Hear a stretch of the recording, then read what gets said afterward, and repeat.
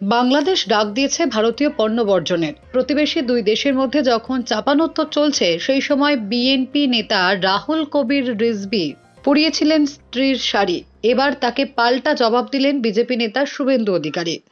Challenge করে বললেন, সাহস থাকলে হার্টের রিংটা খুলে দেখান। ওপার বাংলায় সংখ্যালঘু হিন্দুদের উপরে নির্বিচারে অত্যাচার চলছে। এই নিয়ে ভারত গর্জে উঠতেই তেলে বেগুনে জ্বলে উঠেছে মৌলবাদীরা। হুঙ্কার দিচ্ছে কলকাতা আগরতলা দখলের। কেউ আবার এক ধাপ এগিয়ে বাংলা, বিহার, ওড়িশা দখলের ডাক দিয়েছে। একসঙ্গে সুর চড়াচ্ছে ভারতীয় পণ্য বর্জন নিয়েও। সম্প্রতি বিএনপি নেতা রাহুল কবির রিজভী তার স্ত্রীর ভারতীয় শাড়ি পরিয়েছিলেন। এবার পোড়ালেন বেডশিট। মঙ্গলবার রিজভী রাজস্থানের জয়পুর টেক্সটাইলের বেডশিটে আগুন ধরিয়ে বলেন যে, ভারতীয় আগ্রাসনের প্রতিবাদে বেডশিট পোড়াচ্ছি, ভারতীয় পণ্য বর্জন করুন। বিএনপি নেতার হুমকির পাল্টা জবাবেই রাজ্য বিধানসভার বিরোধী দলনেতা তথা বিজেপি নেতা শুভেন্দু অধিকারী রিজভীকে রাজাকারের বাচ্চা বলে আক্রমণ করেন।